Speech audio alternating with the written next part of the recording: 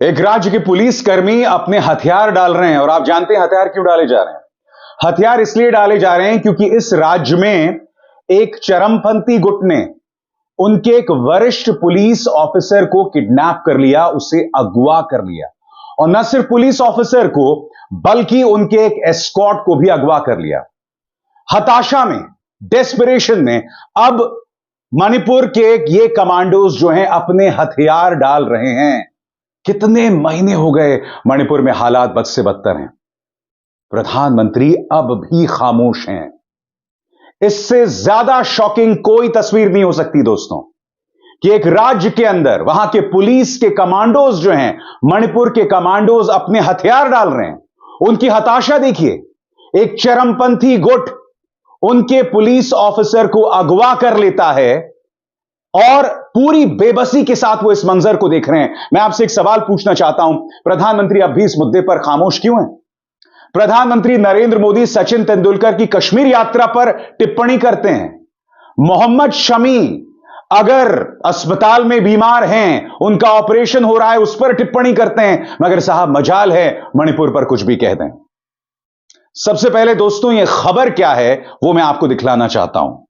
दिलचस्प बात यह है दोस्तों कि तमाम न्यूज चैनल्स ने, चाहे वो आज तक हो, चाहे वो इंडिया टीवी हो, उन्होंने अपने डिजिटल प्लेटफॉर्म्स पर इसका जिक्र किया है, मगर मजाल है किसी भी न्यूज चैनल ने इस पर डिबेट किया हो। डिबेट किन मुद्दों पर किया गया है यह मैं आपको बताऊंगा। सबसे पहले मैं आपको बतलाना चाहता हूं कि इस पर आज तक क्या कह रहा है। यह खबर क्या है मैं आपको पढ़ के सुनाना चाहता हूं। मणिपुर एएसपी को किडनैप करके ले गए थे 200 बंदूकधारी। पुलिस कमांडो ने अनोखे अंदाज में किया विरोध।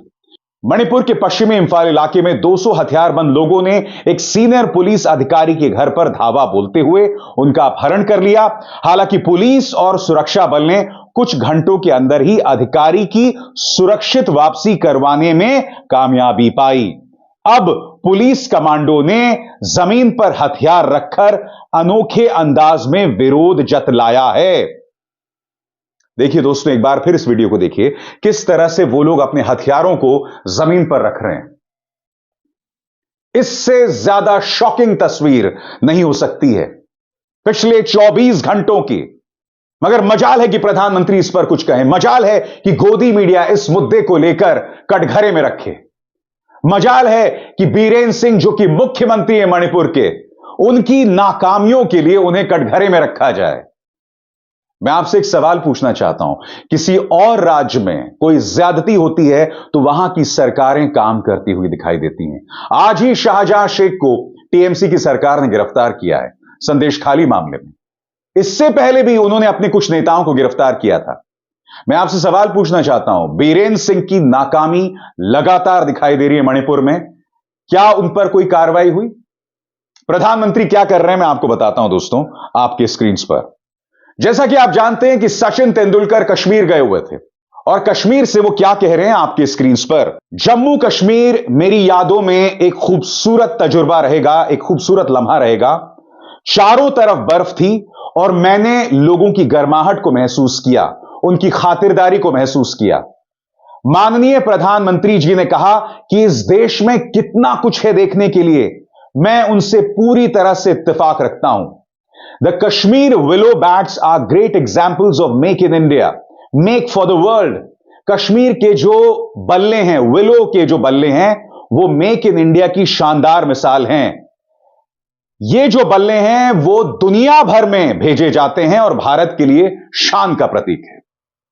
सबसे पहले मैं सचिन तेंदुलकर से सवाल पूछना चाहता हूं कि क्या कश्मीर को लोगों ने पिछले 2 सालों में ही डिस्कवर किया है?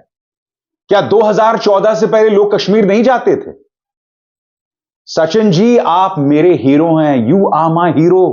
तो सचिन तेंदुलकर देश को यह बतलाने की कोशिश कर रहे हैं कि भैया 2014 से पहले किसी को कश्मीर के बारे में पता ही नहीं था।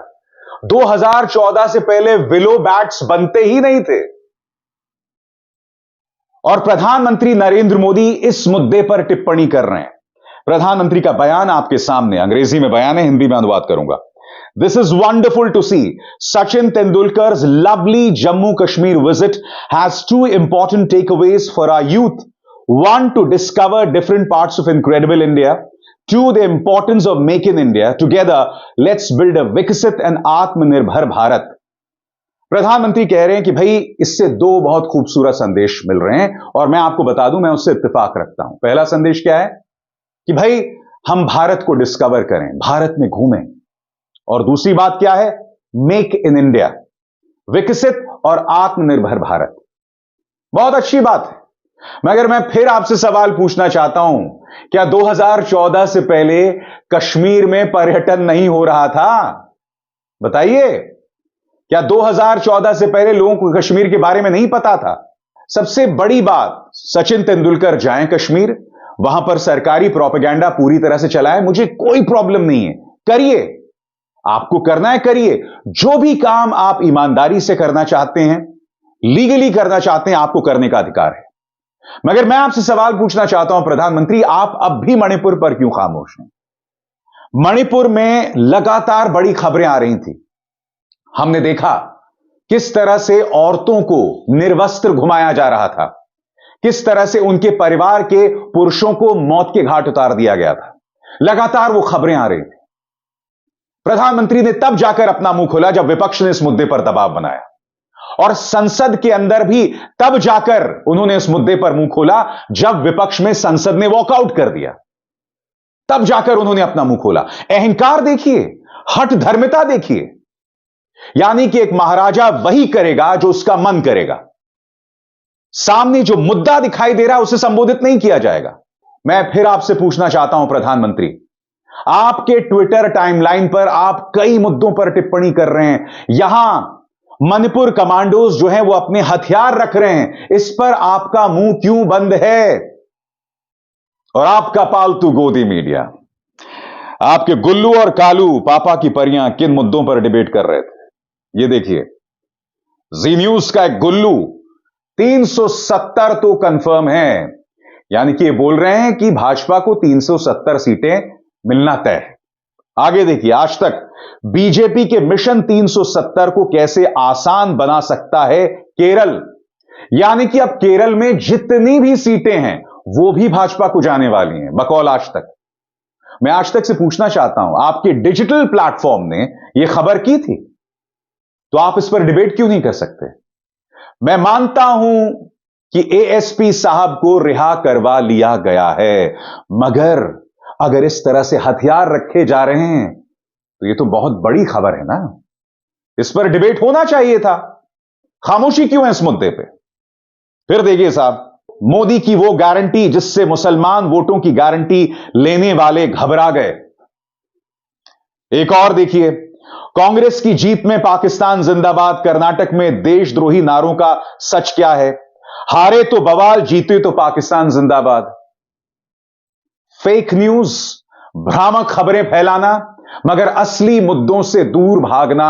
मैं फिर आपसे सवाल पूछना चाहता हूं, अगर एक राज्य के कमांडोज, पुलिसकर्मी हथियार डाल रहे हैं, उनकी हताशा दिखाई दे रही है, हालात बद से बदतर हो रहे हैं, क्या मीडिया को सरकार को कटघरे में नहीं रखना चाहिए? क्या मणिपुर में डबल इंजन की सरकार नहीं है? क्यों खामोशी है, मैं समझना चाहता हूं. और आज अगर मैं ये मुद्दा उठा रहा हूं तो क्या इसमें भी मेरी गलती है? क्या यह मुद्दा मैं ना उठाऊं? एक राज्य के अंदर जो ज्यादती हो रही है उस पर क्या मैं आपका ध्यान ना खींचूं? बताइए, इसमें भी मेरी गलती है. शर्म तुमको मगर आती नहीं. अभिसार शर्मा को दीजिए इजाजत. नमस्कार.